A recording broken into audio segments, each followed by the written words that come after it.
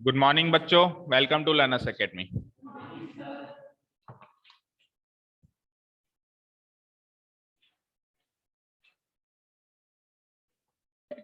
Okay, so what we will do today, we will discuss elimination method of solving a pair of linear equations in two variables. Elimination method को जल्दी से recall करते हैं और recall करके एक question कर लेते हैं और फिर वही काम करना है कि जो वर्ड प्रॉब्लम्स है, मेन क्या है, वर्ड प्रॉब्लम्स यानी स्टेटमेंट्स वाले क्वेश्चन है, उनकी इक्वेशन कहाँ थे भाई? अभी ठीक है, ठीक है। तो वर्ड प्रॉब्लम्स को हमको क्या करना है, इक्वेशंस में बना देता हूं। एलिमिनेशन मेथड से घर पे आपको सबको सॉल्व करना है। That is your task, completely and completely your task. ठीक है, करते हो तो अच्छी बात है, और फॉर ग्रांटेड लेते हो तो भी अच्छी बात है, फिर जो होगा सो होगा। ठीक है ना? और कर लेते हो तो आज आपका काम ही खत्म होगा, मेरा तो खत्म नहीं होगा, और नहीं करते हो तो फिर आपका काम खत्म नहीं होगा, बढ़ता जाएगा। निहारिका की शक्ल से दिख रहा है कि उसने सब्स्टिट्यूशन मेथड के क्वेश्चंस नहीं किए ना? कर लिए? तो इतनी टेंशन क्यों है? किस बात की टेंशन है? फिर टेंशन नहीं लेनी। क्वेश्चंस कर रहे हो तो that is the biggest confidence. Mathematics में सबसे बड़ा कॉन्फिडेंस क्या है? क्वेश्चंस करना। कर रहे हो, हाँ? नहीं, बाकी सारी टेंशन भूल जाओ, अगर है भी सही तो, है ना? जब आप यहाँ हो तो यहाँ रहो, बाकी सारी घर की टेंशन भूल जाओ कि मैं मेरे रूम का ताला तो लगा के नहीं आई, कोई अंदर घुस गया, छोटा भाई आ गया, मेरी ये चीज ले गया, ये सब टेंशन अब छोड़ दो, है ना? अब कंप्लीटली यहां रहो। चलो बात करते हैं एलिमिनेशन मेथड। तो इसके नाम से पता चल रहा है एलिमिनेट करना। What do you understand by eliminate करना? क्या मतलब होता है एलिमिनेट करने का? कैंसिल करना है, बाहर निकालना। जैसे इंडिया एलिमिनेट हो गई वर्ल्ड कप से, इंडिया एलिमिनेट हो गई वर्ल्ड कप से। तेरी तो तबियत खराब थी, तू मैच देख रहा है, तेरे को से बता। अच्छा, पेपर में देखा तूने? अच्छा, पेपर में देखा ना पक्का, मैच तो ना देखा? अच्छा, सब्सक्रिप्शन लगता है। क्यों, DD1 पे नहीं आता क्या आजकल? अच्छा, ओके, नो प्रॉब्लम। ठीक है, तो that means you understand what is meant by elimination. ये समझ में आ गया, यानी बाहर निकालना, है ना? बाहर कर देना, बाहर हो जाना, बाहर निकल। अब वीडियो आ रही होगी ऑनलाइन वालों को भी, ठीक है। तो हम क्या करेंगे, किसको बाहर निकालेंगे? वेरिएबल को बाहर निकालेंगे। किसको बाहर निकालेंगे? क्या है कि एक सिस्टम बना हुआ है, या एक नेचुरल सा ही तरीका बना हुआ है कि जितने वेरिएबल हो उतनी ही इक्वेशन हो, तभी वो इक्वेशन सॉल्व की जा सकती है। अब जैसे हमारे पास दो इक्वेशन है और दो वेरिएबल है, तो ये सॉल्व की जा सकती है। हम क्या कर देंगे, इन दो को कंबाइन करके एक इक्वेशन बनाने की कोशिश करेंगे। इन दो को कंबाइन करके एक इक्वेशन बनाने की कोशिश करेंगे, और वो ऐसी इक्वेशन बने जिसमें दोनों में से एक वेरिएबल क्या हो जाए, एलिमिनेट हो जाए। या तो x एलिमिनेट होके y रह जाए, या y एलिमिनेट होके, फिर तो दिक्कत ही नहीं है, फिर तो एक इक्वेशन एक वेरिएबल वाली इक्वेशन बन गई, वाला केस बन गया। एक इक्वेशन एक वेरिएबल वाला केस है, उस वेरिएबल की वैल्यू निकालो।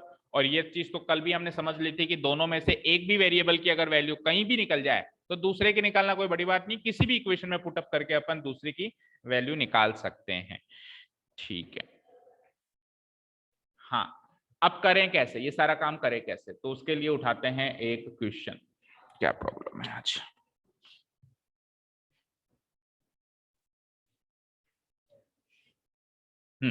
करे कैसे?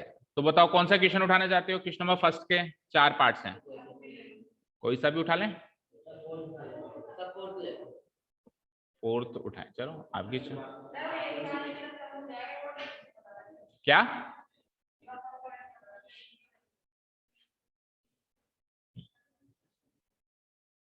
साइज के हिसाब से ज्यादा नहीं बोल रहा तू ऐसा?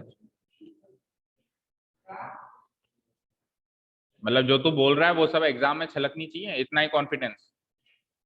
जितना कॉन्फिडेंस अभी छलक रहा है ना मुंह से, उतना ही कॉन्फिडेंस हाथों से छलकना चाहिए एग्जाम में।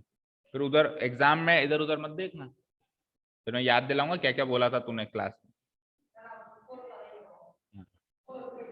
हाँ, तो हीरोगिरी क्या एग्जाम में देखनी चाहिए। x/2 plus 2y/, 3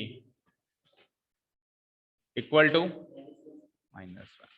second equation x minus, अच्छा एंड भी लिखूं क्या? नहीं लिखूं तो चल जाएगा। y/3 बुरा तो नहीं मानेगा तो equals to 3। Equation number 1, equation number 2। तो सबसे पहले तो हम स्टैंडर्ड फॉर्म में लेके जाएंगे। अभी तो ये स्टैंडर्ड फॉर्म में ही नहीं दिख रही है। स्टैंडर्ड फॉर्म में लेके जाने का तरीका कल बताया था मैंने। जितने भी डिनोमिनेटर्स दिख रहे हैं सबका ले लो एलसीएम।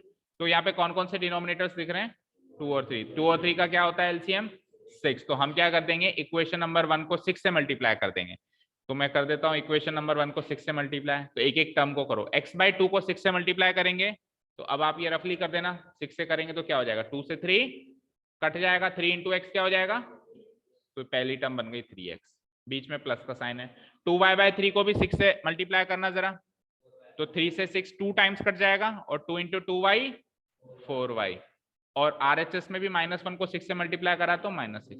तो एक तरीके से ये इक्वेशन 1 ही मानो, अलग कोई इक्वेशन नहीं है, उसी की दूसरी फॉर्म है ना, उसकी सिंप्लीफाइड फॉर्म है एक्चुअली। और इक्वेशन 2 की भी सिंप्लीफाइड फॉर्म निकालो तो इसमें डिनोमिनेटर के नाम पे केवल 3 दिखाई दे रहा है, तो 3 एलसीएम होगा, तो पूरी इक्वेशन को 3 से ही मल्टीप्लाई करेंगे। x को 3 से मल्टीप्लाई किया तो 3x, y/3 को 3 से मल्टीप्लाई किया तो 3 से 3 कट के क्या बन जाएगा ये y, और 3 को 3 से किया तो 9। आपने इजी क्वेश्चन उठा लिया उल्टा, मैं तो डिफिकल्ट सोच रहा था, ये तो इजी है। देखो एलिमिनेट करने के लिए क्या करते हैं, एलिमिनेट करने के लिए या तो x वाली टर्म का कोएफिशिएंट या फिर y वाली टर्म का कोएफिशिएंट सेम करते हैं, एक जैसा करते हैं। या तो x वाली टर्म का कोएफिशिएंट सेम कर दो या फिर y वाली टर्म का कोएफिशिएंट सेम कर। कोएफिशिएंट समझते हो क्या होता है? उसके साथ जुड़ा हुआ आदमी, जैसे ये इसका कोएफिशिएंट, उसके बगल में बैठा है। कोएफिशिएंट मतलब आपके साथ रह के आपको मजबूत करे। जैसे मैंने सिंपली लिखा x और मैंने एक जगह लिखा 3x, तो ज्यादा मजबूत ये है एफिशिएंट। को मतलब साथ में लगना, एफिशिएंट यानी एफिशिएंट बनाना, यानी मजबूत बनाना, स्ट्रांग बनाना।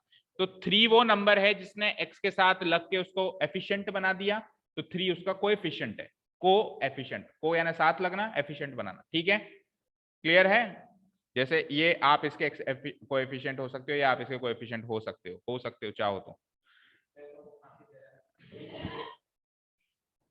ठीक है, तो फिर वो नेगेटिव फॉर्म में कोएफिशिएंट है। ठीक है जी, क्लियर है? नेगेटिव कोएफिशिएंट भी होते हैं, जैसे मान लो x है और -3x है, तो उल्टा ये ज्यादा मजबूत है, वो तो कम मजबूत है, क्योंकि कोएफिशिएंट जुड़ा तो हुआ है लेकिन नेगेटिव जुड़ा हुआ है। ठीक है, तो वो वाला केस भी बन सकता है। ठीक है जी, क्या कह रहे थे हम, x वाली टर्म के कोएफिशिएंट सेम करो या y वाली टर्म के कोएफिशिएंट सेम करो। करें क्यों, ऑलरेडी करे कराए मिल गए, इसलिए कह रहा था क्वेश्चन इजी है। मैं ऐसा उठा रहा था जिसमें सेम नाम मिलते हैं और मैं फिर करके बताता सेम। ठीक है, आपकी इच्छा थी बुक तो अब। ठीक है, तो सेम कोएफिशिएंट मिल गए हमको। अब क्या करेंगे, सेम कोएफिशिएंट मिलने के बाद हम इनका साइन चेक करेंगे। इसका साइन क्या आ रहा है, इसका साइन क्या आ रहा है? As long as the sign is same, we will subtract the equation, and whenever the sign is different, we will add the equations. क्योंकि हमको क्या करना है, दोनों को भगाना है, दोनों को हटाना है। अब ध्यान से सुनो, मान लो दो बराबर के लोग हैं और मुझे दोनों को भगाना है या हटाना है, तो उन दोनों की लड़ाई करवाऊंगा या दोनों को जोड़ूंगा? तू उसको मार दे, तू उसको मार दे, दोनों खत्म, फूट डालो, राज करो।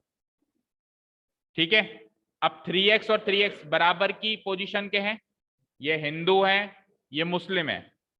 एक क्रिश्चियन आया, दोनों में लड़ाई करवा दी, हिंदू भी खत्म और मुस्लिम भी खत्म, राज हो गया क्रिश्चियन का। ब्रिटिशर्स, वही वाली एग्जांपल दे रहा हूँ, फूट डालो राज करो, यही तो किया था उन्होंने। और क्या किया था, हिंदू मुस्लिम का ही तो गेम खेला था उन्होंने। हिंदू भी मर गए, मुस्लिम भी मर गए, दैट मीन्स कमजोर हो गए, और राज कौन किया, क्रिश्चियन ने किया। ठीक है जी, अब सपोज करो यहाँ नेगेटिव होता। नेगेटिव का मतलब पता है क्या है, वो उसका एंटी है, एंटी मतलब वो उसका दुश्मन है। तो दुश्मन दुश्मन को तो मिला दो बस, अपने आप ही मर जाएंगे। दुश्मन दुश्मन को तो आपस में मिला दो। फॉर एग्जाम्पल, मुझे कहीं से पता लगा एंजल और निहारिका की दुश्मनी है, नहीं पता चला मुझे, तो मैं क्या कर दूंगा, दोनों को एक कमरे में बंद कर दूंगा। कमरा खोलेंगे तो दोनों बाहर आएंगे तो एक दूसरे का बाल नोचते हुए आएंगे। ठीक है, अब अगर मान लो दोनों की दोस्ती होती तो थोड़ा ना उनको एक कमरे में इकट्ठा करके रखता है, क्योंकि वो फिर एक दूसरे के एंटी नहीं है। समझ में आ गई? वही का वही काम कर रहे हैं। अगर साइन सेम है दैट मीन्स दोनों दोस्त हैं, तो दोस्त हैं तो फिर लड़ाई करवानी पड़ेगी, यानी कि डिफरेंस करना पड़ेगा दोनों का। लेकिन अगर साइन डिफरेंट है तो ऑलरेडी वो दुश्मन है, बस मिला दो उनको, आप ऑटोमेटिकली एक दूसरे को खत्म कर देंगे। क्लियर है?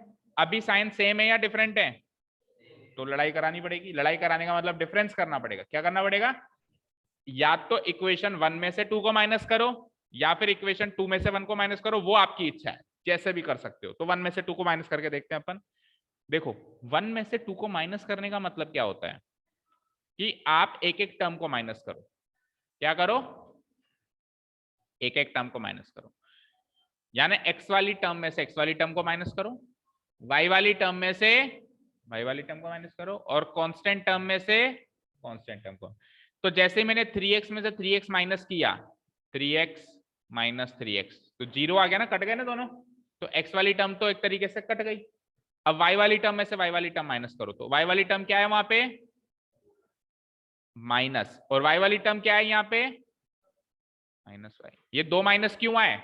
एक माइनस तो मैं डिफरेंस करवा रहा हूं इसलिए आया, मैं खुद डिफरेंस करवा रहा हूं ना, और एक माइनस ये तो उसमें जुड़ा हुआ है ना, इसलिए दो माइनस आए। समझ में आई ना बात? अगर मैं एडिशन करवाता तो ये वाला माइनस प्लस होता, अगर मैं उनको जोड़ करवाता तो ये वाला माइनस क्या होता? प्लस होता। बट मैं डिफरेंस करवा रहा हूं इसलिए ये माइनस, और ये माइनस तो उसके साथ वैसे ही लगा हुआ है, तो माइनस माइनस क्या होता है? तो 4y प्लस वाई कितना हो गया? तो LHS में तो केवल 5y रह गया, इक्वल टू RHS में आ जाओ। माइनस करवाना है आपको, पहले नंबर में से माइनस कराओ दूसरा नंबर 9 है, तो -6 -9 माइनस का 15। देखो मैंने क्या कहा था, दो इक्वेशन से एक इक्वेशन ऐसी बनाओ, बन गई एक इक्वेशन ऐसी जिसमें केवल एक ही वेरिएबल दिखाई दे रहा है, दूसरा तो एलिमिनेट हो गया। अब तो काफी आसान है निकालना y की वैल्यू। तो y की वैल्यू कैसे निकालेंगे हम? -15/5, यानी कि माइनस का 3। और एक बार बस एक वेरिएबल की वैल्यू पता चल गई फिर तो मजे हो गए। हम क्या करेंगे, उसको दूसरे किसी भी इक्वेशन में पुटअप करके दूसरे वेरिएबल की वैल्यू निकाल सकते हैं। जैसे y की वैल्यू -3, अब आप चाहो तो किसी भी इक्वेशन में पुटअप करो, इसमें पुटअप करो, इसमें पुटअप करो, इनकी जो ओरिजिनल फॉर्म थी उसमें पुटअप करो, इसकी जो ओरिजिनल फॉर्म थी उसमें पुटअप करो, किसी में भी पुटअप करके आप x की वैल्यू निकाल सकते हो। बोलो किसमें पुटअप करूं? किसमें पुटअप करूं? नीचे वाली लास्ट, ओके, हाँ लास्ट वाली ना। तो इक्वेशन 2 में पुटअप कर रहे हो आप, है ना? इक्वेशन 2 लिख देते हैं अपन एक बार। ये सारे स्टेप्स आपको लिखने पड़ेंगे फॉर सब्जेक्टिव पेपर्स।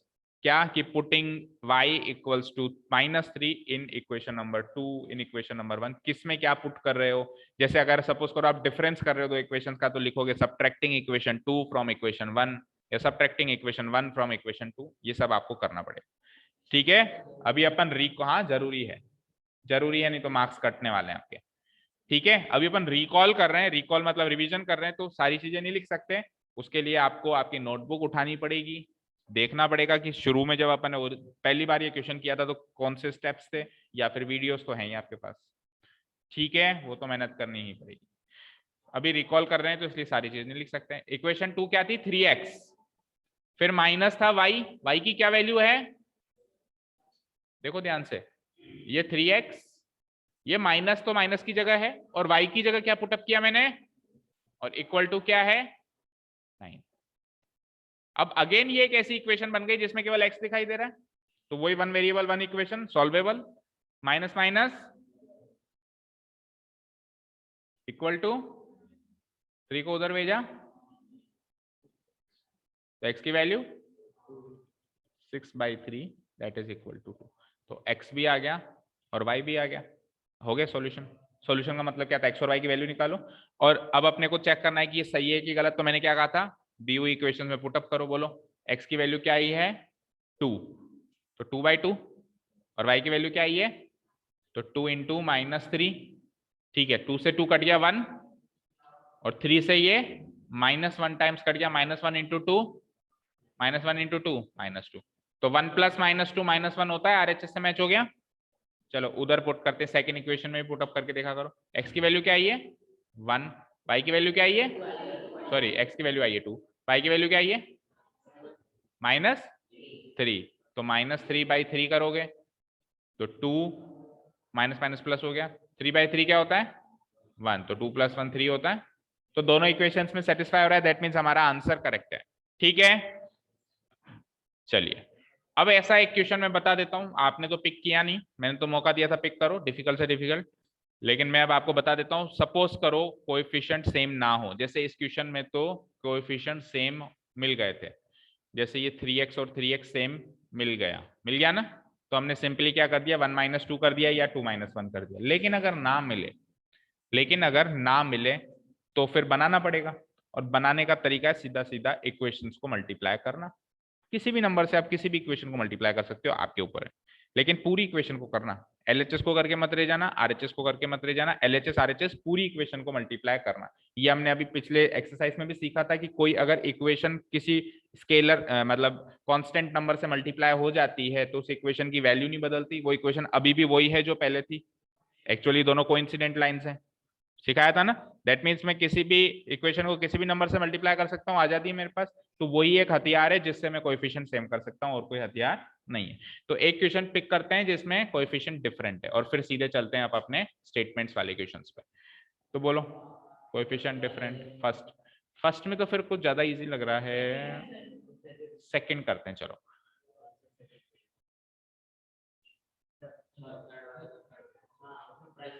लेकिन देखो सेकंड में थर्ड में तो क्या करोगे, इसको 3 से मल्टीप्लाई करके सीधे ही 9 बन जाएगा वो, है ना। लेकिन फर्स्ट सेकंड क्वेश्चन में दोनों को मल्टीप्लाई करना पड़ेगा, तो मैं जानबूझ के वो उठा रहा हूं। क्या कर सकते हो माइनस, अच्छा y को सेम करो तो कर सकते हो, लेकिन अपन एक बार जानबूझ के 3x को ही सेम कर रहे हैं, है ना। अपन लंबे से लंबा क्या मेथड होगा उसको एक ही क्वेश्चन में फॉलो कर देते हैं, होगा तो उससे छोटा ही होगा, उससे ज्यादा लंबा नहीं हो सकता मेथड, है ना। जैसे सेकंड क्वेश्चन पिक करते हैं, क्वेश्चन बोलो एक जना देख के। 3x + 4y equals to 10, okay next 2x - equal to 2 1 2, ठीक है। अब सपोज करो मुझे, मैंने चेक किया x का कोएफिशिएंट क्या है 3, फिर मैंने y का कोएफिशिएंट चेक किया क्या है 2, तो डिफरेंट है, ठीक है। y सॉरी क्या कह रहा हूं मैं, x का कोएफिशिएंट चेक किया पहली इक्वेशन में और x का कोएफिशिएंट चेक किया दूसरी इक्वेशन में, दोनों डिफरेंट है। अब बात करते हैं y के कोएफिशिएंट पे, तो y का कोएफिशिएंट भी दोनों इक्वेशंस में डिफरेंट है। अब हालांकि अगर इस क्वेश्चन को सॉल्व करना होता तो आप इसको ही 2 से मल्टीप्लाई करते, उससे क्या होता है ये सीधे 4y बन जाता और ये सेम हो जाता ना। लेकिन सपोज करो मुझे तो x का कोएफिशिएंट सेम करना है, मुझे तो क्या करना है x का अब 3 को किसी भी नंबर से मल्टीप्लाई करके 2 नहीं बना सकते, और 2 को किसी भी नंबर से मल्टीप्लाई करके 3 नहीं बना सकते, प्रॉब्लम है। हालांकि बनाना चाहो तो क्यों नहीं बना सकते हो, 3 को आप 2/3 से मल्टीप्लाई करो, बन जाएगा ये 2, बन गया ना 2। लेकिन वो थोड़ा सा सोचना थोड़ा फिर डिफिकल्ट है, फ्रैक्शन में वापस चले जाओगे, हम फ्रैक्शन से तो सॉल्व करके इंटीजर पे आते हैं, हम क्यों फिर इंटीजर को वापस फ्रैक्शन में चेंज करें, है ना। तो उस तरीके में नहीं जाएंगे। तो ऐसा कोई नंबर इंटीजर वैल्यू नहीं मिल रही है जिससे मैं 3 को मल्टीप्लाई करके 2 बना दूं, या 2 को मल्टीप्लाई करके 3 बना दूं। तो हम क्या करेंगे, इन दोनों का लेंगे एलसीएम। 3 और 2 का एलसीएम क्या होता है, हम दोनों को 6 बनाएंगे, 3 को भी 6 बनाएंगे और 2 को भी 6 बनाएंगे, ये तरीका है, ठीक है। यानी दोनों इक्वेशंस को मल्टीप्लाई करना है, फर्स्ट को भी और सेकंड को भी। तो 3 को 6 बनाना है तो इक्वेशन 1 को किससे मल्टीप्लाई करें, 2 से मल्टीप्लाई करेंगे, तब जाके तो 3 × 2 = 6 होगा। अब 2 से मल्टीप्लाई करेंगे तो पूरी इक्वेशन को करेंगे, तो 3x को 2 से मल्टीप्लाई किया प्लस 4y को 2 से मल्टीप्लाई किया इक्वल टू 10 को भी 2 से मल्टीप्लाई किया, इक्वेशन 3 मान लो उसको, ठीक है। अब इक्वेशन 2 को किससे मल्टीप्लाई करें ताकि वो 6x बन जाए, इसको 3 से मल्टीप्लाई करना पड़ेगा, ठीक है। तो 2x × 3 माइनस 2y × 3 और 2 × 3, ठीक है। अब आप देखो x कोएफिशिएंट सेम हो गए ना, 6 और 6। मुझे बताओ साइन सेम है कि डिफरेंट, सेम, मतलब दोस्त, मतलब क्या करानी पड़ेगी लड़ाई, यानी कि 3 में से 4 को माइनस करो या 4 में से 3 को माइनस करो। सिंपल सा तरीका है, 3 में से 4 को माइनस कर देते हैं, 3 - 4, 6x - 6x, ये तो वैसे भी कटना ही है। इधर बात करते हैं 8y - -6y, ये तो कट गया। 8y में से -6y माइनस करना है, मतलब आप लिख के देख लिया करो अलग से, 8y में से क्या माइनस करना है, -6y माइनस करना है, तो माइनस माइनस प्लस हो जाएगा ये, तो 14y, 8y प्लस 6y कितना हो जाएगा, 14y इक्वल टू, उधर आ जाओ, 20 - 6 कोई भी कर देगा 14, तो सिंपल सी इक्वेशन बन गई 14y इक्वल्स टू 14, तो y की वैल्यू 14/14 यानी कि 1। इसको पुटअप कर देते हैं कहीं भी, ठीक है, इसको पुटअप कर देते हैं कहीं भी, कहां पुटअप करोगे बोलो, सेकंड, ठीक है, तो सेकंड इक्वेशन क्या है, 2x माइनस 2y, तो y की जगह तो 1 पुटअप कर रहे हो ना, इक्वल टू क्या है 2, तो 2x माइनस 2 1 जा 2 इक्वल टू 2, -2 को उधर ले गए, तो 2 + 2 इक्वल टू 4, तो x की value 4/2 that is equal to 2, ठीक है, तो x की वैल्यू आ गई 2 और y की वैल्यू आ गई 1, क्लियर है, पुटअप करके देख लो कौन सा क्वेश्चन था, थर्ड वाला, x की वैल्यू 2, सेकंड वाला x की वैल्यू 2 यानी 3 2 जा, और y की वैल्यू 4 1 जा, 6 + 4 10 होता है, चलो इधर आओ, x की वैल्यू 2 2 2 जा, y की वैल्यू 2 1 जा, 4 - 2 2 होता है, दोनों में सेटिस्फाई हो रहा है, ये करके देख लेना, कॉन्फिडेंस मिल जाएगा एक बार कि हाँ मेरा सही है, ठीक है, क्लियर है, और अगर गलती होगी तो वो भी पता चल जाएगी गलती है, ठीक है जी, चलें आगे। अब इस चैप्टर में जो एलिमिनेशन मेथड के मैंने नोट्स लिखवाए थे हैं आपके पास अभी सामने, उसमें जो अभी मैंने कहा वही सब लिखा हुआ है, तो एक बार उसको भी फटाफट रीड आउट करवा देता हूं, नहीं तो आप कहोगे कि सर वो उस टाइम कुछ और लिखवाया था और अभी कुछ और करवा दिया, बट ऐसा नहीं है, जो लिखवाया था वही बताया, बट अभी थोड़ा संक्षिप्त में बताया है, जल्दी करके मतलब रिकॉल करके बताया, और उस टाइम तो फुर्सत थी, है ना, ऑनलाइन क्लासेस का दौर चला ही था, मजे आ रहे थे, तो उस टाइम थोड़ा खुल के बताया था, ठीक है ना, वो भी दिन थे, है ना, मजे आ रहे थे, आ जाओ, तो उसको भी रिकॉल कर लेते हैं फटाफट, यही तो है एलिमिनेशन मेथड। देखो भाई स्टेप्स क्या है, things we can do to make any one of the variables eliminated from the linear equations, linear equations में से किसी भी एक वेरिएबल को एलिमिनेट करने के लिए क्या क्या कर सकते हैं, पहली चीज मल्टीप्लाई कर सकते हैं, डिवाइड कर सकते हैं एनी वन और both the equations bye a constant number, किसी भी एक इक्वेशन को या दोनों इक्वेशन को, जैसे अभी दोनों को कर दिया ना, मल्टीप्लाई कर सकते हैं या फिर क्या कर सकते हैं, डिवाइड भी कर सकते हैं किसी भी एक कांस्टेंट नंबर से, अभी आगे 11th में सीखोगे कांस्टेंट नंबर को अपन एक सिंगल वर्ड कहते हैं स्केलर, क्या कहते हैं, स्केलर कहते हैं, दो तरह के नंबर्स होते हैं, एक होता है स्केलर, एक होता है वेक्टर, सीखा होगा साइंस में फिजिक्स में, वेक्टर स्केलर मतलब किसमें, जिसमें क्वांटिटी हो, और वेक्टर में क्वांटिटी के साथ क्वालिटी भी हो, दैट मींस डायरेक्शन भी हो, ठीक है, तो कांस्टेंट नंबर को शॉर्ट में अगर मुंह से कई बार निकल जाता है मेरे स्केलर, समझ जाना वो कांस्टेंट नंबर की ही बात कर रहे हैं अपन, ठीक है, पहली चीज ये कह रहे हैं, ऐड कर सकते हैं या सब्ट्रैक्ट कर सकते हैं किसी भी दो इक्वेशंस को, ताकि एक नई इक्वेशन बना सके, अभी कर ही रहे थे, 1 - 2 कर रहे थे, 3 - 4 कर रहे थे, प्लस भी कर सकते हैं, अब ऐड कब करते हैं और सब्ट्रैक्ट कब करते हैं वो नीचे लिखा है मैंने, देखो ऐड तो कब करते हैं, जब दोनों के कोएफिशिएंट का साइन क्या हो, डिफरेंट हो, when the signs of the coefficients of the same terms of the two equations are different, मतलब साइन डिफरेंट हो, दोनों को जोड़ दो वैसे ही मर जाएंगे वो, ठीक है ना, और अगर साइन सेम है तो फिर वो अपने आप नहीं मरेंगे, फिर तो अगर आप उनको एक कमरे में इकट्ठा कर दो तो और स्ट्रांग हो जाएंगे, तो अब आपको मारना पड़ेगा, अब आपको दोनों को खत्म करना पड़ेगा, इसलिए आपको डिफरेंसेस पैदा करने पड़ेंगे उनके बीच में, है ना, काट डालनी पड़ेगी, इसको इसके खिलाफ भिड़ाओ, इसके खिलाफ लड़ो, यही होता है, मान लो दो पक्के दोस्त हैं और उन दोनों को मेरे को जुदा करना है या उन दोनों को मतलब एक तरीके से खत्म करना है, तो मैं क्या करूंगा, दोनों में डिफरेंसेस पैदा करूंगा, ये करूंगा, that means difference the equation, sign same है, क्या कर दो, डिफरेंस पैदा कर दो, यानी कि इक्वेशंस का क्या कर दो, सब्ट्रैक्शन कर दो, when the sign of the coefficient of the same terms of the two equations are same है, तो अब डिफरेंसेस पैदा करने पड़ेंगे, दैट मींस कौन सा हथियार है मेरे पास, सब्ट्रैक्ट करने का, कुछ भी चीज रटनी नहीं है, हर चीज कॉमन सेंस से पता चलिए, हटाना है उसको, क्या करें, 3x हटाना है, ऑब्वियसली 3x - 3x करोगे, ऑब्वियस है, और एक है 3x और एक है -3x, हटाना है, दोनों को जोड़ दो बस, ऐसे हट जाएंगे, ठीक है,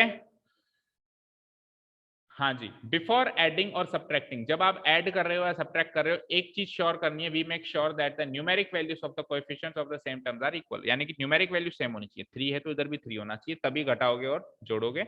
और अदरवाइज मान लो यहाँ 3 है यहाँ 4 है तो कुछ मिलेगा ही नहीं, हासिल ही नहीं होगा। जो तीसरी इक्वेशन बनेगी उसमें भी एक्स और वाई मौजूद होंगे, ना तो एक्स एलिमिनेट हुआ होगा और ना ही वाई एलिमिनेट। तो पहले मेक श्योर कर लेना कि उनके जो न्यूमेरिक वैल्यूज है, जैसे 3 है तो इधर भी क्या होना चाहिए 3। वो करने के लिए क्या करना है वो पहले बता दिया, मल्टीप्लाई कर सकते हो या फिर डिवाइड कर सकते हो, यही बात अभी हमने कही। चलते हैं अब इसकी वर्ड प्रॉब्लम्स। क्रॉस मल्टीप्लिकेशन आ गया। हाँ जी, तो आइए वर्ड प्रॉब्लम्स पे कल की तरह सबके इक्वेशंस में बता देता हूं शॉर्ट में। आप चाहो तो अभी लिख सकते हो इक्वेशंस, आप चाहो तो घर जाके फिर से सॉल्व कर सकते हो। हाँ जी, कितने 5 क्वेश्चंस हैं। Form the pair of linear equations in the following problems, find their solutions if they exist by the elimination। ये if they exist क्यों लिखा है, क्योंकि solutions हमेशा exist करें ऐसा जरूरी नहीं है। कब exist नहीं करते वो, जब nature of solution inconsistent हो, no solution वाला केस हो, तब वो exist ही नहीं करते। तो इसलिए इसने ब्रैकेट में डाल दिया solution निकालो अगर exist करते हैं तो। ऑब्वियसली इन सब में exist करेंगे, बट फिर भी उनकी फॉर्मेलिटी के रूप में उन्होंने क्या लिख दिया, if they exist। चलो पहला क्वेश्चन फ्रैक्शन वाला है जो कल हुआ था, सेम टू सेम। मैंने क्या कहा था, कोई भी फ्रैक्शन हो तो हम क्या कर लेंगे, न्यूमरेटर एंड डिनोमिनेटर में से न्यूमरेटर को क्या मान लेंगे, x। न्यूमरेटर को क्या मान लिया हमने, let numerator be x and let the denominator be. तो ओरिजिनल फंक्शन क्या बन जाएगा ऐसा करने से, क्या x अपॉन 1, ये ओरिजिनल फंक्शन बन गया। अब केस 1 में वो जो जो करवा रहा है कर दो। क्या करवा रहा है केस 1 में, केस 1 में वो करवा रहा है कि 1 को ऐड करो न्यूमरेटर से और 1 को सब्ट्रैक्ट करो डिनोमिनेटर से, यही करवा रहा है। ठीक है, न्यूमरेटर क्या है x, इसमें 1 को ऐड कर दिया, डिनोमिनेटर क्या है y, इसमें से 1 को सब्ट्रैक्ट कर दिया। ऐसा करने से फ्रैक्शन क्या बन गया, reduces to 1। A fraction reduce हो जाता है, यानी पहले 1 से बड़ा नंबर होता है, अब रिड्यूस होके क्या बन गया, वो 1 बन गया। तो इसका आंसर क्या आ गया, मतलब 1 इक्वल टू 1। अब 1 को क्या लिख सकते हो, 1 बाई 1 भी लिख सकते हो, क्रॉस मल्टीप्लाई करवा दो, यही कर देता हूँ। तो x plus y, x plus 1 into 1 से मल्टीप्लाई करोगे तो वही आएगा x plus 1 equal to y minus 1 को भी 1 से मल्टीप्लाई करोगे तो क्या आएगा, वही आएगा y माइनस 1। तो x y को इधर बुला लो, माइनस वाई 1 को वहां भेज दो, तो माइनस 1 तो वहां ऑलरेडी था, एक और माइनस 1 मिल गया तो माइनस 2 हो गया। x minus y equals to minus 2 बन गई पहली इक्वेशन। केस 2 में वो क्या करवा रहा है हमसे, रीड करो। केस 2 में क्या करवा रहा है कि इट बिकम्स 1/2। अब फ्रैक्शन क्या बनता है, वो बात पहले ही कह दी कि 1/2 बनता है, लेकिन कब बनता है, क्या करने से बनता है, if we only add 1 to the denominator, यानी डिनोमिनेटर में 1 ऐड कर दो ओनली, न्यूमरेटर को छेड़ो मत। तो न्यूमरेटर कल भी x था तो आज भी x रखो, और डिनोमिनेटर जो y था उसमें हम क्या कर देंगे, 1 को ऐड कर देंगे, और ऐसा करने से फ्रैक्शन क्या बन जाता है, 1/2। वही क्रॉस मल्टीप्लाई, तो 2 इंटू एक्स और 1 से मल्टीप्लाई करेंगे तो वही y प्लस 1। केवल y को यहाँ बुलाओ, 1 को उधर ही रहने दो, क्योंकि कांस्टेंट टर्म को हम RHS में ही रखते हैं। ये हो गई इक्वेशन नंबर 2। तो इक्वेशन नंबर 1 भी आ गई, इक्वेशन नंबर 2 भी आ गई। सॉल्व करना है एलिमिनेशन मेथड से, x की वैल्यू निकालनी है, y की वैल्यू निकालनी है। जो x की वैल्यू निकाली वो है न्यूमरेटर, जो y की वैल्यू निकाली है वो है डिनोमिनेटर। न्यूमरेटर को डिनोमिनेटर से डिवाइड करके ओरिजिनल फंक्शन आपको बताना है, ओरिजिनल फ्रैक्शन आपको बताना है। ठीक है, क्लियर है, इज दैट क्लियर। सेकंड, तो ये वाला तो एक तरीके से कल का रिवीजन हो गया, कोई बात नहीं। वापस आ गई आपकी 8th प्रॉब्लम, कल भी आई थी 5 years ago, 5 साल पहले। नूरी जो थी अपने फ्रेंड है शायद सोनू, उससे 3 गुना थी, नहीं 3 गुना है तो फ्रेंड नहीं होगी, हो सकता है ग्रैंड माँ। ठीक है, 10 साल बाद, हाँ तो ग्रैंड माँ भी फ्रेंड हो सकती है। हाँ 10 साल बाद क्या होगा कि नूरी जो है ट्वाइस हो जाएगी सोनू के, अगर जिंदा रही तो, क्योंकि ऑलरेडी ग्रैंड माँ है, अब 10 साल और आगे जा रहे हो। तो 10 साल बाद क्या होगा, नूरी जो है सोनू के क्या हो जाएगी, ट्वाइस हो जाएगी। ठीक है, क्लियर है। अच्छा, इस तरह जब भी ऐसी प्रॉब्लम्स आएगी तो अपन इन चीजों को इग्नोर करेंगे कि वो 100 साल की है, 150 साल की है, 200 साल की है, इस चीज को इग्नोर करेंगे, सर ये तो पॉसिबल ही नहीं है, 100 साल की कैसे होगी। हम मानेंगे है, हम मानेंगे कि है। अच्छा, एज कभी भी नेगेटिव नहीं आएगी। कुछ बातें जो कॉमन सेंस है, मान लो एक्स और वाई की वैल्यू नेगेटिव आ गई, दैट मीन्स हमने गलती करी है। 0 भी नहीं आ सकती, 0 का मतलब पैदा नहीं हुई, और नेगेटिव का मतलब अभी पिछले जन्म में चल रही है, नेगेटिव का मतलब अभी पिछले जन्म में चल रही है। मैंने कहा कि निशिता की एज -5 ईयर्स, तो -5 ईयर्स मतलब अभी पैदा तो नहीं हुई है, लेकिन पिछले जन्म के भी 5 साल काट रही है, बच्चे में उसके 5 साल, ठीक है। यानी पिछले जन्म में कोई जो भी उसकी एज रही होगी उसमें से 5 साल कम है, ठीक है, क्लियर है। तो वो प्रैक्टिकली पॉसिबल नहीं मानेंगे हम, तो इसीलिए age can not be negative और जीरो, एज हमेशा पॉजिटिव वैल्यू रहेगी, चाहे 0.1 ही रहे, 0.1 भी पॉजिटिव कुछ महीनों का कोई बच्चा हो सकता है, ठीक है ना, लेकिन जीरो नहीं हो सकता और नेगेटिव नहीं हो सकता, ठीक है जी। तो how old are Noori and Sonu, Noori और सोनू कितनी कितनी बुढ़ी हैं बतानी है आपको, कितने ओल्ड है, दैट मीन्स उनकी एज क्या है। तो हम क्या करेंगे, नूरी की एज को x ले लेते हैं, सोनू की एज को y, और प्रेजेंट एज को लेंगे, क्या करेंगे, प्रेजेंट एज टेबल बनाते हैं, here is Noori and here is Sonu, इसकी प्रेजेंट एज x, इसकी प्रेजेंट एज, ये है प्रेजेंट एज, ये क्या है, प्रेजेंट एज। अब केस 1 में कहां जा रहे हैं हम, 5 साल पहले, 5 ईयर्स अगो, तो 5 साल पहले इसकी एज, 5 साल पहले उसकी एज, 5 साल कम कर दो।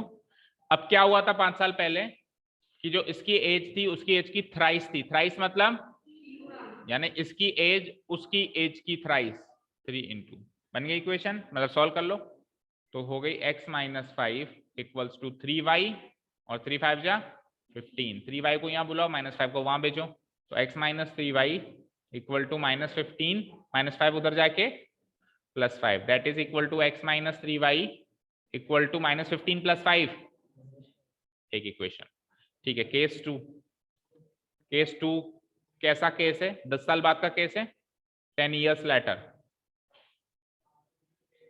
10 ईयर्स लेटर, ठीक है। तो 10 साल जोड़ दो, आज की एज अगर x है तो 10 साल बाद, आज की एज अगर सोनू की y है तो 10 साल बाद, और हुआ क्या था फिर 10 साल बाद, 10 साल बाद उसकी एज ट्वाइस हो गई, नूरी की ट्वाइस हो गई सोनू से, तो ये नूरी की है पहली, ये ट्वाइस हो गई किससे, सोनू से, तो x + 10 2y + 20, 2y को यहाँ भेजो, यहाँ लाओ, और 10 को वहां भेजो, तो x - 2y इक्वल टू 20 - 10 यानी कि 10, सीधे लिख देता हूं, है ना।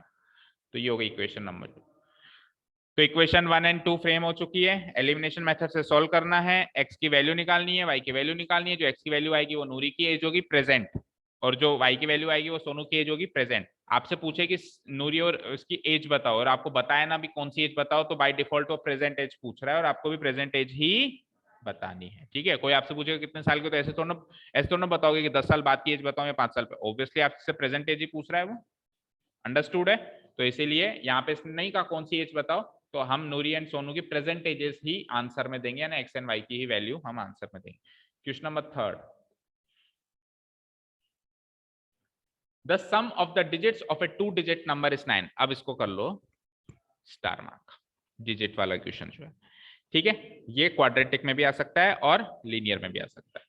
क्या कह रहा है कि 2 डिजिट का एक नंबर है, सबसे पहले बात करते हैं कि जब भी कोई नंबर 2 डिजिट का होता है तो वो कुछ इस फॉर्म का होता है, एक डिजिट यहाँ रखा हुआ होता है और एक डिजिट यहाँ रखा हुआ होता है, ठीक है। मान लो नंबर है 35,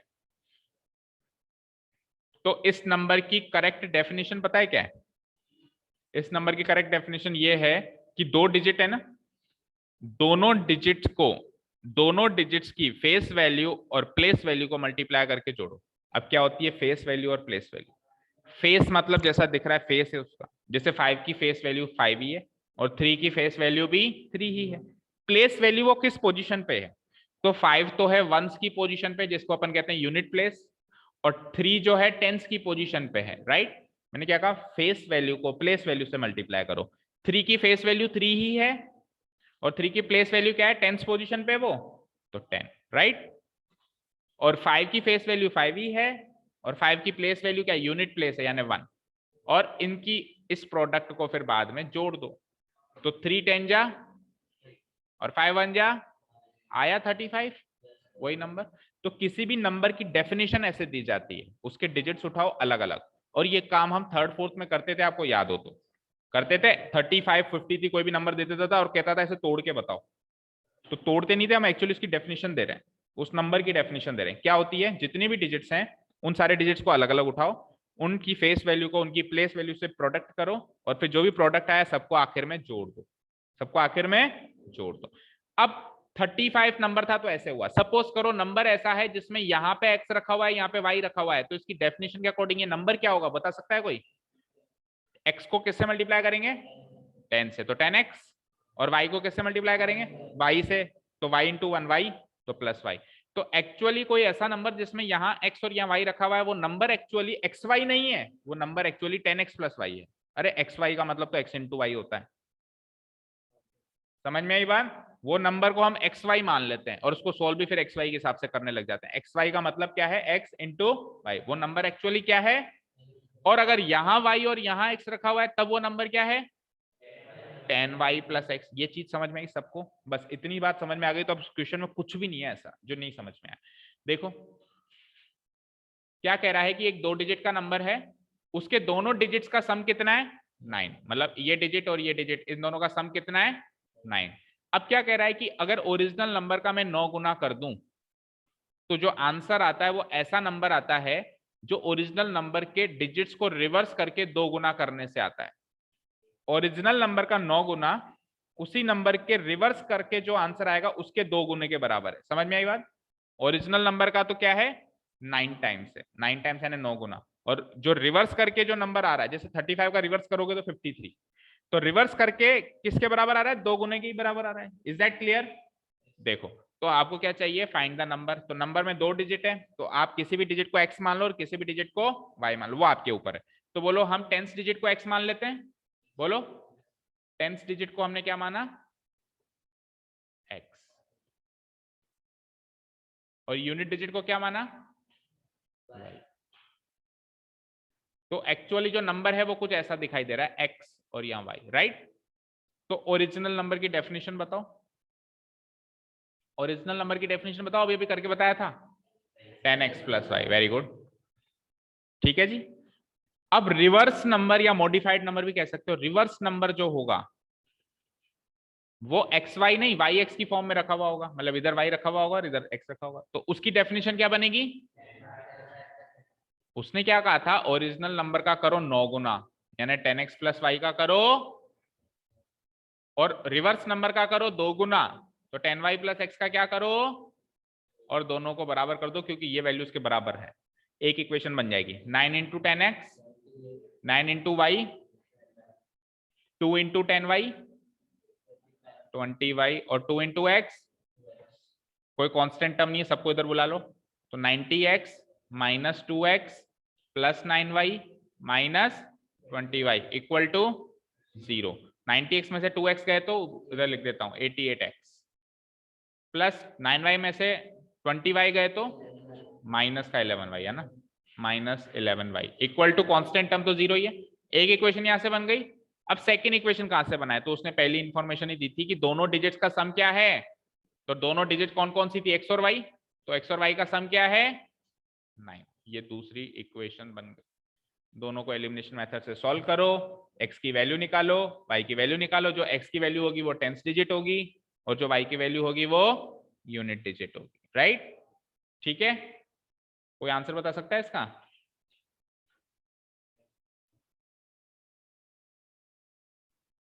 एटीन एंड 81 डिजिट का सम 9 है, डिजिट का सम 9 है क्या? 8 और 8 प्लस 1 9 होता है, और 8 प्लस 1 यहाँ पे भी 9 होता है। इसका करो 9 गुना, इसका करो 2 गुना, सेम आता है। 18 9 जा 162 और 81 2 जा 162, और ये नंबर इसका रिवर्स है, तो answer is correct answer is number क्या है 18। आप हिट एंड ट्रायल से भी कर सकते हो, वो सारे नंबर सोचो जिनके डिजिट का सम 9 है, जैसे पहला नंबर आएगा 18, दूसरा नंबर 27 डिजिट का सम 9 चाहिए, 2 डिजिट नंबर सोचना है, 3 डिजिट तीसरा नंबर बताओ 36, फिर 45, और बाकी सब फिर उनके उल्टे होंगे, 54 45 का उल्टा, 63 36 का उल्टा, 27 का उल्टा 72 और 18 का उल्टा 81। तो 4-5 नंबर ही हैं, सबको हिट एंड ट्रायल से भी करके देख सकते हो कि एक्चुअल नंबर क्या है फॉर दोस्त जो ऑब्जेक्टिव पेपर अटेम्प्ट कर रहे हैं, बाकी गरीबों के लिए तो करना ही है। टाइम हो गया, ठीक है। तो क्वेश्चन नंबर 3 तक क्लियर है मतलब? ओके बच्चों, क्वेश्चन नंबर 4 देखेंगे, ठीक है। क्वेश्चन नंबर 4 देखो फटाफट। वर्ड प्रॉब्लम जो है, Meena went to a bank to withdraw ₹2000। Meena bank गई 2000 रुपए विड्रॉ करने अपने अकाउंट से, ठीक है। आप लोग भी कभी गए होंगे बैंक में, आपके आपने कभी सुना होगा भी कैसे विड्रॉ करते हैं, पता होगा कि बैंक में हम क्या करते हैं, स्लिप भरते हैं और हमको हमारे खाते से पैसा निकाल के दिया जाता है। तो मीना को 2000 रुपए की जरूरत पड़ी, वो अपने बैंक अकाउंट से विड्रॉ करने का मतलब बाहर निकालना, मतलब निकालना, डिपॉजिट मतलब जमा कराना। तो उसने कैशियर को रिक्वेस्ट करी, ask she ask the cashier, cashier को रिक्वेस्ट करी। वैसे कैशियर किसी की रिक्वेस्ट मानता नहीं है, फिर भी उसने करी, हिम्मत करी। क्या कहा उसने कि उसको केवल 50 रुपए और 100 रुपए के नोट ही दिए जाएं। 2000 रुपए में वो 2000 का नोट भी ले सकती थी, या वो दे सकता था, 500 का नोट भी ले सकती थी, 100 का भी, 50 का भी, 10 का भी, 20 का भी, बहुत सारे डिनोमिनेशन है। तो उसको कौन सी डिनोमिनेशन में चाहिए था? 50 रुपए के डिनोमिनेशन में एंड 100 रुपए के डिनोमिनेशन में ही उसको चाहिए था। सपोज करो उसके घर में कोई शादी है, उसको 50 एंड 100 के नोट की जरूरत है, तो उसने 2000 रुपए की पर्ची भरी, ठीक है, विड्रॉल स्लिप भरी, और कैशियर को रिक्वेस्ट करी कि मुझे 50 और 100 रुपए के नोट्स ही चाहिए। तो कैशियर ने लकीली उसकी बात मान ली और उसको 50 और 100 के नोट ही दिए। तो Meena got 25 notes in all. तो 50 के 100 के दोनों के नोट्स मिला के टोटल उसको कितने नोट्स मिले हाथ में? 25 नोट्स मिले, ठीक है। तो आपको ये पता लगाना है कि कितने नोट तो 50 के थे उन 25 में से, और कितने 100। 25 में से हो सकता है 5 नोट 50 के हो, या 20 नोट 100 के हो, या हो सकता है कि 20 नोट 50 के हो, या 5 100 के हो, या हो सकता है 15 नोट्स 50 के हो और 10 100, कुछ भी हो सकता है। ये भी हो सकता है कि एक ही नोट हो 50 का, बाकी 24 नोट हो 100, कुछ भी हो सकता है। तो आपको एग्जैक्ट कैलकुलेशन बतानी है कि 25 नोट में से कितने नोट तो 50 के थे और कितने नोट 100 के थे। ये हमारा क्वेश्चन है। तो देखो, लीनियर इक्वेशन में हमेशा मैंने बताया जो चीज वो पूछे उसी को एक्स और वाई मानो। तो उसने क्या कहा था, उसने क्या पूछा है कि 50 के कितने नोट और 100 के कितने नोट। तो आप मान लो 50 के x नोट हैं, x नंबर ऑफ नोट्स हैं, और 100 के y नंबर ऑफ नोट्स हैं। देखते हैं कैसे। लेट अस सपोज करो कि ये तो है नंबर ऑफ ₹50 नोट्स, और ये है नंबर ऑफ ₹100 नोट्स, 100 रुपए के नोट्स हैं। अब मान लो कि 50 रुपए के नोट्स हैं x और 100 रुपए के नोट्स हैं y। अब आप खुद सोचो, अगर 50 रुपए के दो नोट होते, 50 रुपए के दो नोट होते, तो रुपए रकम कितनी होती? वो 50 इंटू 2 मिला के 100 रुपए हो जाते। भाई रकम एक अलग चीज है, नोट्स की संख्या एक अलग चीज है। तो 50 रुपए के दो नोट होते, यानी दो तो नोटों की संख्या हो गई। अब रकम कितनी हो गई है, एक्चुअल अमाउंट कितना हुआ? तो 50 को 2 से मल्टीप्लाई करके सर 100 रुपए हो गए। सिमिलरली मान लो 100 के अगर मान लो 5 नोट होते, तो अमाउंट कितना होता? 100 इंटू 5, 500, ठीक है। ये एक एग्जाम्पल है। अब हमने कितने नोट्स माने हैं 50 के? हमने 50 के नोट्स माने हैं x और 100 के नोट्स माने हैं y। तो 50 के नोट्स के हिसाब से रकम कितनी हो गई? 50 इंटू एक्स यानी 50x, ₹50x ये रकम हो गई, और 100 इंटू वाई यानी कि ₹100y ये रकम हो गई। तो टोटल रकम कितनी हो गई? टोटल रकम हो गई 50 रुपए के नोट के हिसाब से 50x रकम थी, और 100 रुपए के नोट्स के हिसाब से 100y थी। तो टोटल इन दोनों को ऐड कर देंगे, तो टोटल रकम कितनी हो गई? ₹50x plus 100y। ये टोटल रकम है मेरे पास। और क्वेश्चन के हिसाब से ये टोटल रकम कितनी है? ये टोटल रकम है 2000 रुपए। तो 2000 से इसको इक्वेट कर दो, ये बन गई आपकी पहली इक्वेशन। में नीचे लिख देता हूं 50x plus 100y equal to 2000 है वो 2000। ये हो गई आपकी फर्स्ट इक्वेशन। सेकेंड इक्वेशन आपको कहां से मिलेगी? सेकेंड इक्वेशन देखो, उसने लास्ट में एक लाइन लिखी कि टोटल नंबर ऑफ नोट्स कितने हैं? 25 नोट्स। तो मान लो 50 के नोट होते 5 और 100 के नोट होते 10, तो टोटल नोट कितने होते? 5 और 10 15। तो क्या करते? इसके नोटों की संख्या और इसके नोटों की संख्या को जोड़ देते। अभी हमारे पास 50 के नोट कितने हैं? x, और 100 के नोट कितने हैं? y। तो दोनों टोटल मिला के कितने नोट हो गए? x और y को जोड़ दो, यानी कि x प्लस वाई। और बुक के अकॉर्डिंग वो टोटल नंबर ऑफ नोट्स कितने आ रहे हैं? 25 नोट्स आ रहे हैं। तो x प्लस वाई की वैल्यू कितनी हो जाएगी? 25। ये हो गई इक्वेशन नंबर 2। तो एक इक्वेशन तो मिलेगी नंबर ऑफ नोट्स के हिसाब से, 25 नोट्स हैं, 50 के नोट्स x हैं और y 100 के नोट्स हैं y। तो टोटल नोट्स कितने हो जाएंगे? x प्लस वाई, और बुक के अकॉर्डिंग 25 है तो x प्लस वाई इक्वल्स 25। एक इक्वेशन यहाँ से मिली, एक इक्वेशन मिली नंबर ऑफ नोट्स से, और एक इक्वेशन मिलेगी अमाउंट से। ये इक्वेशन कहां से मिली? नंबर ऑफ नोट्स की इंफॉर्मेशन से, जो भी इंफॉर्मेशन थी। और ये इक्वेशन कहां से मिली? अमाउंट की इंफॉर्मेशन से। अमाउंट की इंफॉर्मेशन ये थी कि टोटल अमाउंट कितना विड्रॉ हुआ है, 2000 रुपए। तो उसमें 50 के नोट x हैं, तो टोटल अमाउंट 50 के नोटों में कितना हो गया, 50x। और 100 के नोट y हैं, तो टोटल अमाउंट 100 के नोटों में कितना हो गया, 100y। तो टोटल अमाउंट कितना हो गया, 50x प्लस 100y, और बुक के अकॉर्डिंग में 2000। ये इक्वेशन नंबर 1 है बेटा, या इसको 1 मान लो, इसको 2 मान लो, कैसे भी करो। इनको लीनियर इक्वेशन से सॉल्व करो, एलिमिनेशन मेथड से सॉल्व करो इनको। x की वैल्यू निकालो, y की वैल्यू निकालो। जो x की वैल्यू निकाली है वो होंगे 50 रुपए के नोट, इतने नोट, और जो y की वैल्यू निकाली है वो हो जाएंगे 100 के नोट।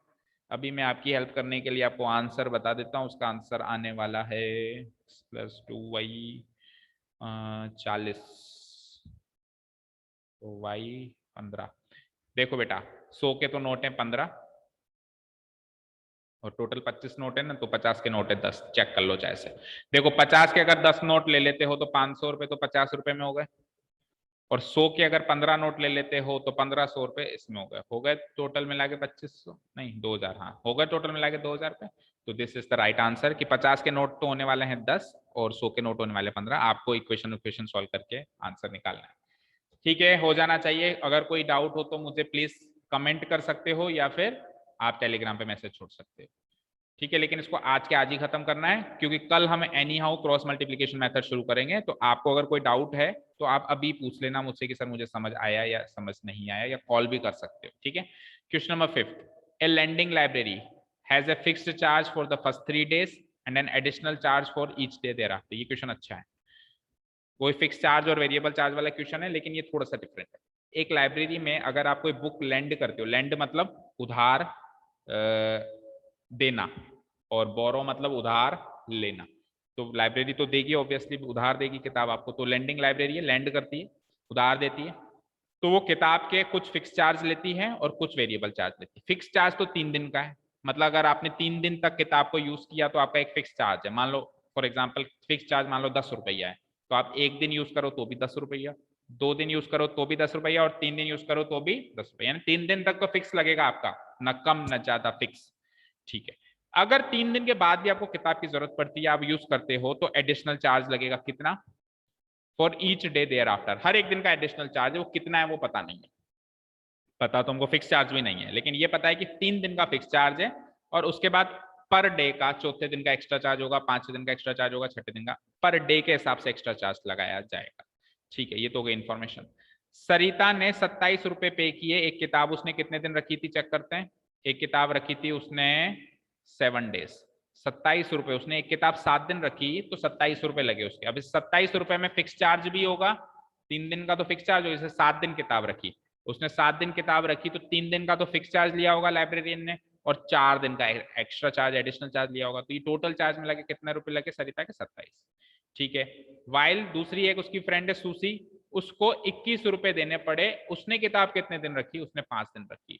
उसने 7 डेज रखी, उसने 5। इस 5 में भी 3 दिन का तो फिक्स चार्ज रहा होगा और 2 दिन का एक्स्ट्रा रहा होगा, इसलिए इसका थोड़ा सा कम है। उसके ज्यादा दिन एक्स्ट्रा लगे, 4 दिन एक्स्ट्रा लगे, इसके 2 ही दिन लगे, तो इसका चार्ज कितना लगा, 21 दिन लगा, 21 रुपए लगा। ठीक है, आपको क्या निकालना है, find the fixed charge and charge for each extra day. तो वो एक्चुअली फिक्स्ड चार्ज कितना चार्ज हो रहा है लाइब्रेरी के द्वारा, और एक्स्ट्रा चार्ज भी जो पर डे का लग रहा है वो भी कितना लग रहा है वो हमको पता करना है।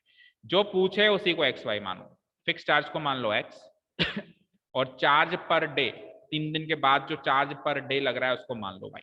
ठीक है, स्टार्ट करते हैं, देखते हैं।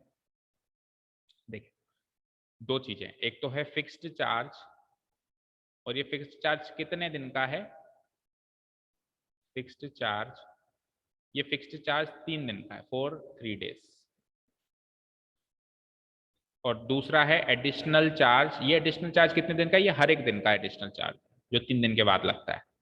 एडिशनल चार्ज पर डे का है। तो हमने मान लिया फिक्स्ड चार्ज तो है x और एडिशनल चार्ज है y। ठीक है, केस नंबर 1, केस नंबर 1 किसका है, सरिता का। सरिता साहब, सरिता ने कितने दिन बुक को यूज किया, लिखा हुआ है साहब साहब 7 डेज। तो 7 डेज में से 3 दिन का चार्ज तो यही लग गया, 3 दिन का चार्ज तो यही लग गया, कितना लग गया, x रुपया, रुपीस एक्स है वो चार्ज है ना, रुपीस रुपीस। तो 3 दिन का चार्ज तो x रुपया लगेगा ही लगेगा। अब कितने दिन बचे, 7 में से 3 का 4 दिन एक्स्ट्रा है, और हर एक दिन का y रुपीस चार्ज है।